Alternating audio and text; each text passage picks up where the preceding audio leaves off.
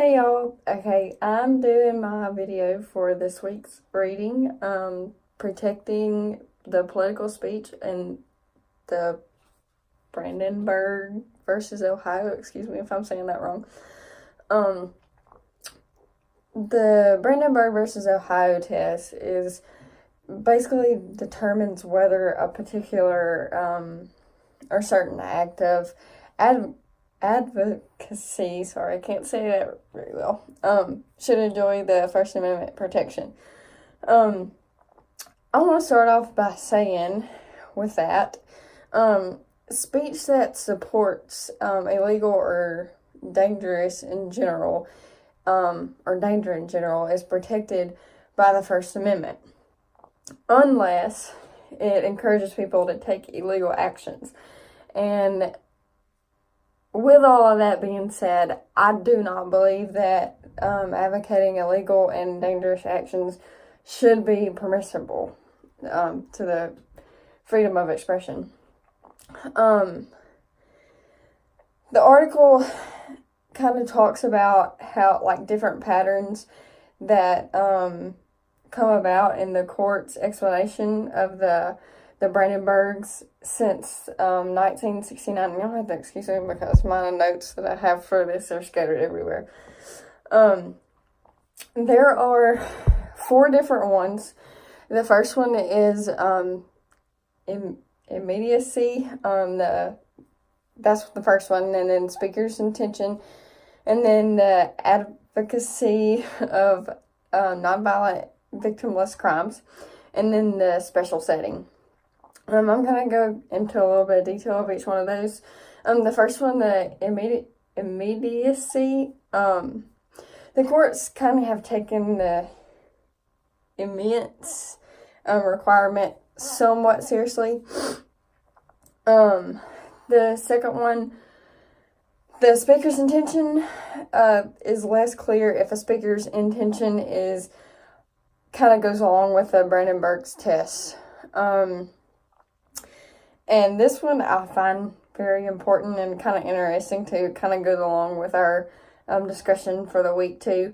The third one, the advocacy of non-violent victimless crimes. Courts that treat advocacy, sorry, I'm butchering that word, of victimless non-violent crimes the same as violent illegal crimes.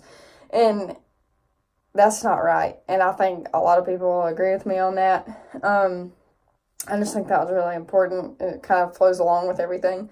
And then the fourth one, the last one, a special setting. It talks about the rights that are pretty much overseen by the Brandenburg and can be decreased by campuses and in prison and in the military.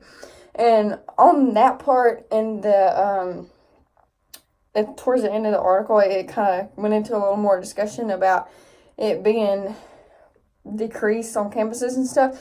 And I found the one where it talked about on campuses pretty interesting, and there was a case also about that one.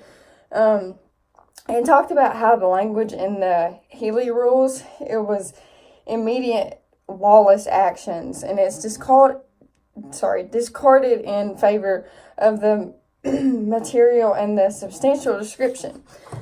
And it was in the, sorry if I'm saying this one wrong, the Adkinforus case. It didn't support it, and it said that it was due to the fact that the evidence offended in court that most colleagues and students, they wanted him resigned. And of course, who wouldn't?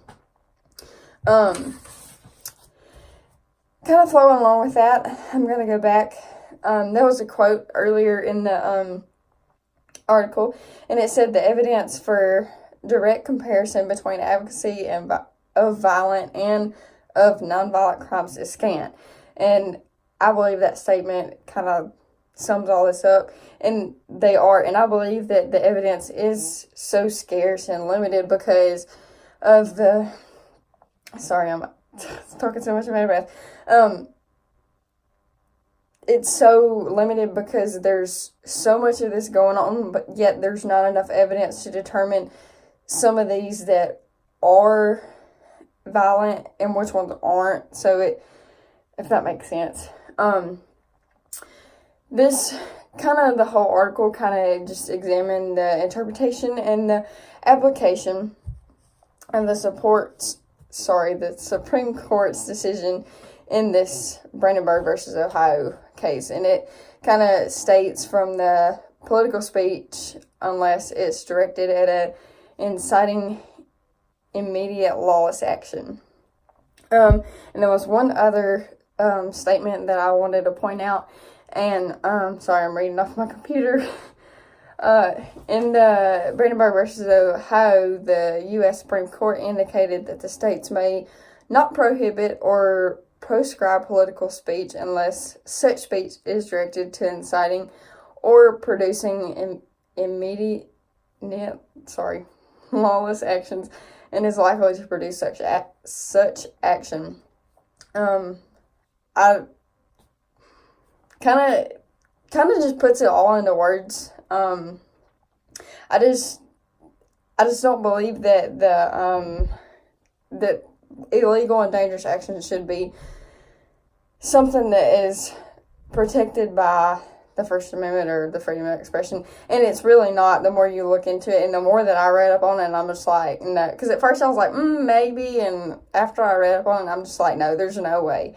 Because there's a difference between your opinions and your actions when you're speaking something and you're doing something illegal. And it states that when it's something unlawful, an unlawful action, it's not protected. So that is my video for the week. I hope you enjoyed.